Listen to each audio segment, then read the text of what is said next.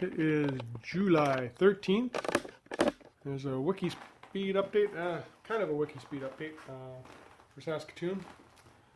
This is a wooden replica of the back plate that I'm going to be putting into my car. The back plate goes into a panel. I'll show you the panel. And this is where all the various parts mount under the hood. The battery cable coming from the back of the car comes in through this hole.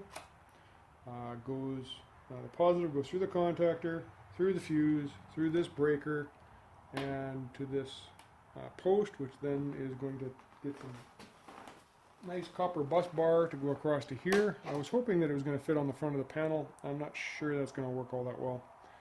I may end up turning this whole unit sideways before I'm done. I like this layout because of how much space there is to move cables around and bend them, but it may not be practical. Anyway, that's where the positive goes. The negative comes out of this hole, goes through this shunt, and to this terminal. Again, there might be a little piece of bus bar in here. I don't really like the cable is good. It's just fairly light. And I have a whole bunch of bus bar that I am itching to use. The three output cables here. Paul insists that we keep cables and that they be a certain minimum length in order to share the load across the IGBTs. If I can fit them in, I will. I'll probably coil them on top of here. They're going to end up over here. And then a little bit of bus bent to get to the fuse, out of the fuse, and then through the hole to the positive on the motor. The other thing that's happening on the negative is the negative goes directly to the motor because we're switching positive on this controller. So there's going to be a lug on the cable and a lug on a cable going down through here. I don't have the grommet for that one yet. I have the tech connector for this one. So that's the general gist of it. I don't really need the shunt. I'm not using it, but I have the room. I'm mounting it. All the rest of the shunts that I've seen that are actually purchased off eBay or whatever are much smaller and easier to deal with. Let's put this down. For the low voltage circuit, what we've got is 12 volts going through a fuse, going to a DC to DC converter, and then the negative just goes straight. There's a switch from the ignition that's going to be in there, as well as the inertia switch, so if there's an accident, the power is killed to everything. The DC to DC converter steps it up to 24 volts and brings it into this connector on the board. Out of the board, we have two outputs. One's the precharge, which turns on this little relay, which goes across the big contactor with a 6.7 ohm resistor and charges up this big capacitor for 5 seconds, and then after that the big contactor closes across it, and we're ready to go. This is the throttle signal, 0 to 5k pot. 0 is don't move, and 5k is go fast. There is a serial connector right about here, which will be taken out to the side, and just a DB9 connector so that I can hook up a laptop, see what's going on. I'm also planning to put a Bluetooth module right beside the battery, just so that I can not have to take the cover off or open the hood.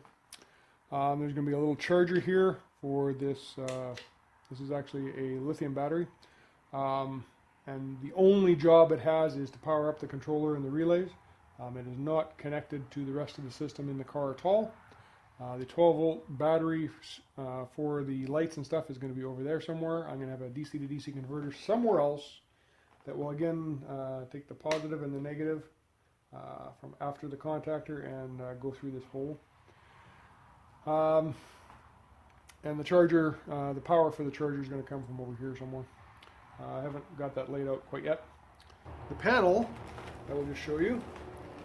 I'll just move it over here.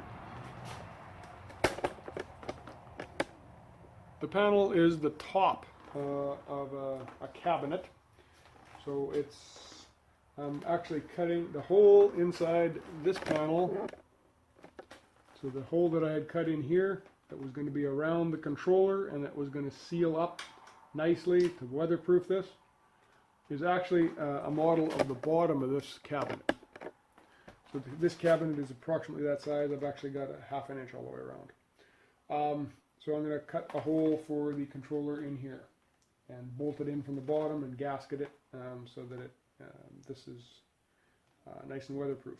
I'll be replacing the vents with probably pieces of plywood to begin with, but they will be sealed, gasketed on, and it's a whole lot easier to drill through the wood to mount the cable for the breaker disconnect over here. There's going to be the Bluetooth module over here and a mount for the 232. There's also going to be the throttle cables coming in here and getting routed to the control board. The cables are going through the bottom, so the bottom is actually fairly thick and is sturdy. So the cable connectors won't have any trouble being supported there. And the inside the car there's a couple of supports, one on this side and one on this side. So and this will be hinged on the back and bolted down. So when I need to get to the motor underneath or the transmission, I'm just going to flip it up. The top here is going to be plexiglass or whatever I can get. It is going to have a rubber gasket around the top so that it seals nicely and I can see inside. I'm also planning to put some troubleshooting LEDs